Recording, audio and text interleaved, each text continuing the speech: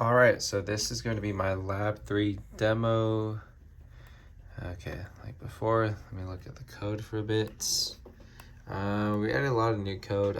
I'll go through the main function, and as I go through that, I'll jump over to the new function, structs, and all that stuff. So this is all from before, enabling the peripherals, opening up UART1, UART2. Okay, so the first new thing is we needed to make a lookup table. And as you can see, each one of these takes a string followed by a function, and it actually shows you, I think, what the struct looks like. Nope. All right, we'll go up to the struct. Here it is, straightforward. It has 4 characters. It'll be 3 letters for the command followed by the end string character. And then also we'll have our function pointer, which is going to point to a function that has no input and has no return value. We're going to type define it, and you can also call this by the lookup keyword. We have our functions here that are going to be called.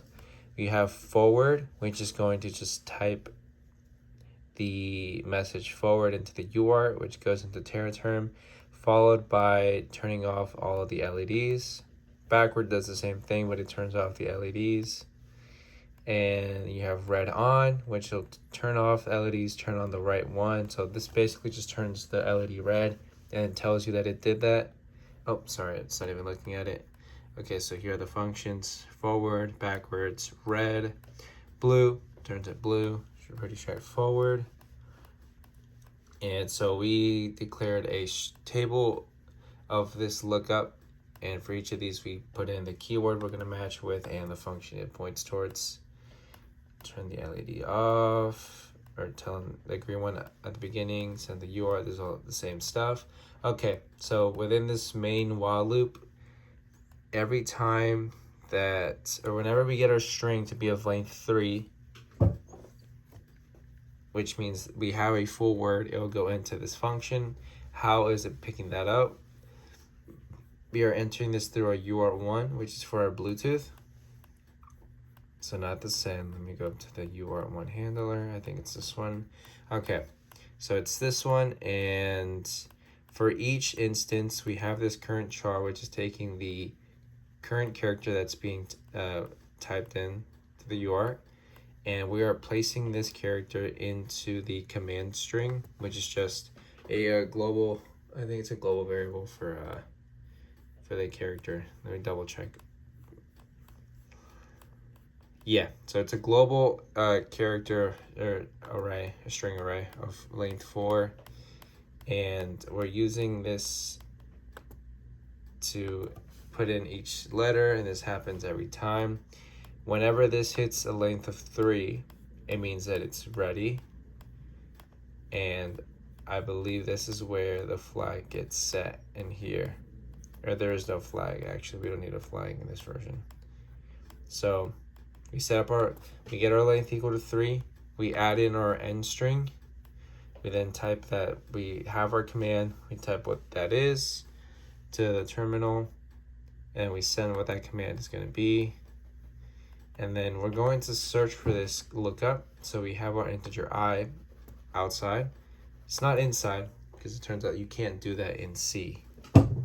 So we have our for loop that's going to check size of table divided by size of table at the first index, which looks confusing, but that's just how many instances of how many array indexes there are. And it's just a fancy way to say that. And then in here, that's going to compare it. If it does find a string, then it's going to become a 0. So to have it, we'll just set it to 1, just so that it's easier to read. So if it finds it, then it goes into here. Then it's going to match the command. Say we found the command, then we're going to go ahead and call that function pointer, get whatever the function's going to be there. We're going to set this flag called match, and we'll break out of this. So match is just an integer, and it's a flag to see if we find the command, because at the end of that, we're going to check if it was found. If it wasn't, we're going to send that there's an error, command not found. And then after that, we'll go ahead and do some formatting to make the UART look nice.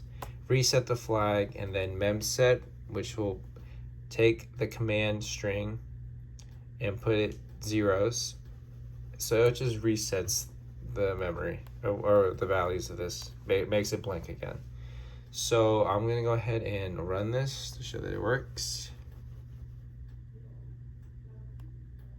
Sure. This is the first time I'm opening my computer, so maybe that's why it's being weird. All right, Terra term, Bluetooth, everything's connected. Here's the setup. It's blue for whatever reason. It always does that at the when it's not running a program, but whatever. Okay, boom. So let's go ahead and run this. Green LED. Let's go look at our 3 things here. Boom, boom. Okay, so there's a P under there. Please enter the command. So we'll go ahead and do the first. We'll do forward, backwards, error, and then we'll do red and blue. So we'll do F, send, goes blue. We'll do W, send, goes red, and we'll do D. D and send. So LED turns off. Here we have our nicely formatted UART. Command is forward, and it moves forward. Space it, and we'll go to the next one. So go ahead and do it again. And this goes back to normal after. Blue.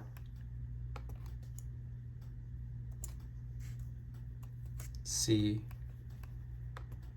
for red, and K.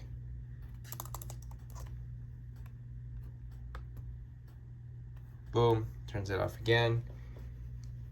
Command is backward, matched, moving backward. So let's go ahead and type something that isn't true. So let's do Bach. B O, or let's do boo. I don't want to type boo. So error, command not found. Now the green LEDs say we can go again. Let's go ahead and do red.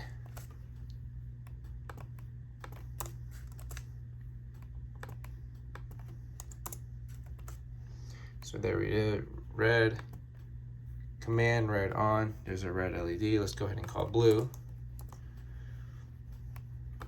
Goes to blue again, so it keeps the same, order of colors. Okay, command is blue, blue is on, and everything goes back to normal after. That is my Lab 3 demo.